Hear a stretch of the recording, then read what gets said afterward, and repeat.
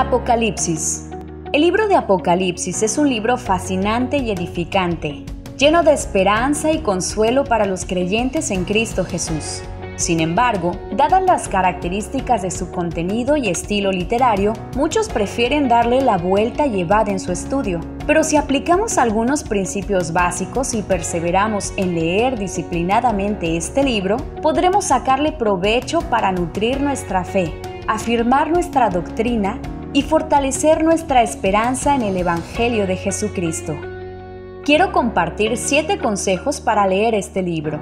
7 pautas que nos sirven para profundizar nuestro estudio de un libro tan fascinante, pero al mismo tiempo tan lleno de esperanza, consuelo, amonestación y la certeza de que Cristo Jesús está al control de todo cuanto acontece. 1. Lee más el Antiguo Testamento. Mientras más leamos el Antiguo Testamento, tendremos una mayor comprensión del libro de Apocalipsis. Sucede que no todo lo que Apocalipsis nos revela es nuevo. Gran parte de lo que nos narra está desde el Antiguo Testamento ya escrito. Nada más que las partes donde encontramos esta conexión con el Antiguo Testamento están en los libros proféticos, los cuales están a veces pasados por alto en el Antiguo Testamento. Libros como Daniel, Jeremías, Isaías están profundamente conectados con Apocalipsis. A pesar de las dificultades que podamos encontrar, perseveremos en estudiarlos y de esta manera, a la hora de estudiar Apocalipsis, tendremos un mayor panorama sobre su contenido. Temas como el árbol de la vida, las 12 tribus de Israel, el templo, los jinetes, los 144,000 sellados, los 2 testigos, la serpiente antigua, el Hijo del Hombre, ciudades como Egipto, Sodoma, Babilonia, son mencionados en Apocalipsis y tienen su trasfondo en el Antiguo Testamento. Así que, mientras más estudiemos el Antiguo Testamento, va a ser mayor la utilidad que podamos encontrar en la lectura de Apocalipsis. 2. Considera la abundancia de símbolos. Dada la naturaleza del género literario, Apocalipsis está lleno de símbolos. No es recomendable tomar todo como literal. Números, lugares, nombres son ejemplos de los símbolos que nos encontraremos. Es aquí donde muchos se pueden dar por vencidos al verse frustrados o confundidos, al ver tantas opiniones y perspectivas que hay de ciertos temas que muchas veces pueden ser contradictorios. Sin embargo, te animo a que no te desesperes. La mayoría de los símbolos tienen ya una explicación establecida desde el mismo texto. Por ejemplo, Apocalipsis 1:20, el misterio de las 7 estrellas que has visto en mi diestra y de los 7 candeleros de oro. Las 7 estrellas son los ángeles de las 7 iglesias y los 7 candeleros que has visto son las 7 iglesias. Apocalipsis 5:8. Y cuando hubo tomado el libro, los 4 seres vivientes y los 24 ancianos se postraron delante del Cordero. Todos tenían arpas y copas de oro llenas de incienso, que son las oraciones de los santos.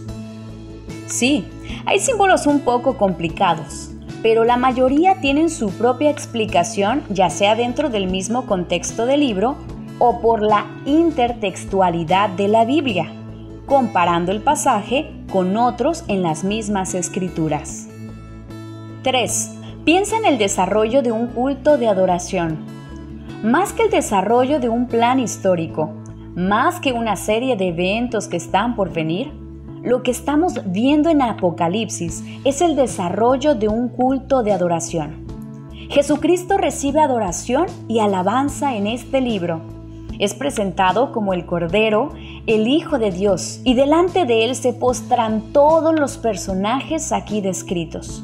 Delante de él vemos muchos elementos litúrgicos como oración y gratitud, canto y alabanza, iglesia y ángeles, rodillas dobladas. Todos alabando, dando gracias y celebrando la victoria de Cristo Jesús. Por otro lado, vemos que los habitantes de la tierra no hacen más que resistirse, pero al final serán exhibidos como enemigos derrotados. pero la iglesia lo que hace es adorar a lo largo de este libro. 4. Toma nota de los contrastes. Hay un contraste entre el reino de Jesucristo y este mundo. Los santos, los hijos de Dios vestidos con ropas blancas, los sellados, y los habitantes de este. Dos damas muy diferentes. Por un lado, la esposa del Cordero, santa, lista para presentarse ante su esposo. Por otro lado, Babilonia, que es tipificada como una prostituta, vestida para agradar a las naciones de esta tierra. Vemos el contraste entre ciudades, la Jerusalén de Dios que desciende del cielo y la Babilonia que termina en ruinas. Vemos un contraste entre los 144,000 sellados, que son la multitud de toda lengua y nación, redimida por Cristo, y aquellos que reciben la marca de la bestia. Vemos siempre una contraparte entre lo que Dios hace y lo que el dragón hace. Dios sella a su pueblo, el dragón sella a su pueblo. Dios tiene a su esposa, el dragón tiene su prostituta. Cristo tiene su ciudad, el dragón tiene su ciudad. De hecho, Dios se manifiesta en Trinidad. El dragón tiene su Trinidad, la bestia, el falso profeta, la gran ramera. Tomemos nota de estos contrastes donde vemos el plan perfecto de Dios y el intento constante de Satanás de hacer una especie de copia de lo divino, una especie de parodia de lo que Dios hace, pero siempre siendo frustrado en sus intentos. 5.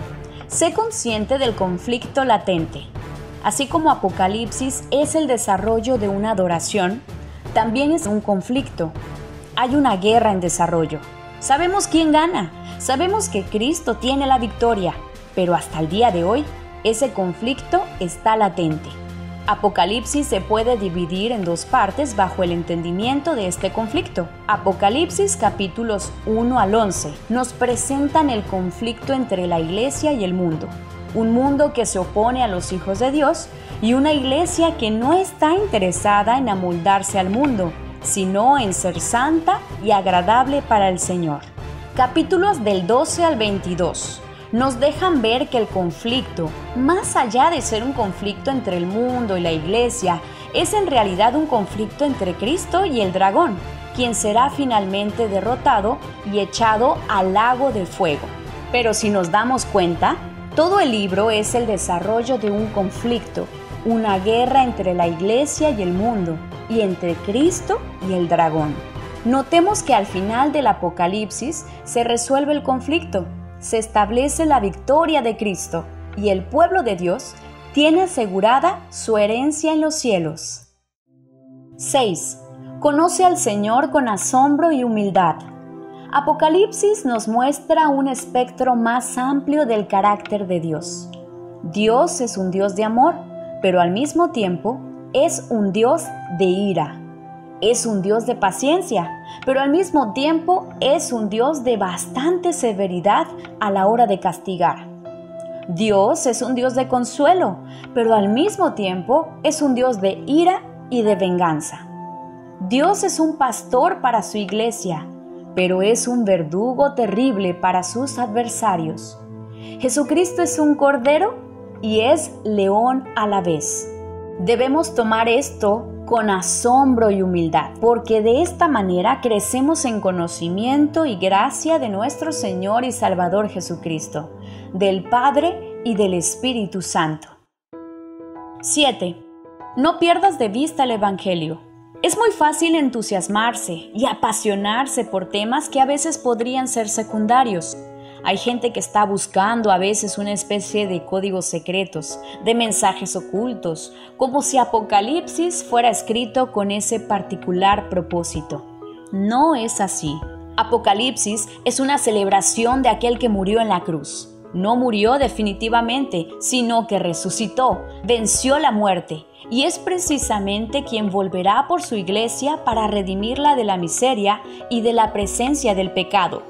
Apocalipsis celebra que este cordero que se sacrifica por la iglesia es el mismo león que también gobierna a favor de su pueblo. Que no importa cuánto la iglesia sea perseguida, cuánto la iglesia sea reprimida, tiene asegurada su victoria en Cristo. Más allá de los símbolos y detalles que pueden ser muy sorprendentes y llenos de emoción, y hasta podríamos apasionarnos. Apasionémonos principalmente por el Evangelio. Esta es la historia de Cristo, redimiendo a su pueblo, venciendo a sus enemigos, a la muerte, asegurándonos resurrección, victoria y consuelo, y participación en los cielos nuevos y tierra nueva. Entonces, gocémonos en ese Evangelio, en esa esperanza, y disfrutemos de esta manera la lectura del libro del Apocalipsis, que tiene como propósito infundir paz y también a desafiarnos a permanecer firmes y perseverar en Cristo Jesús. Dios te bendiga.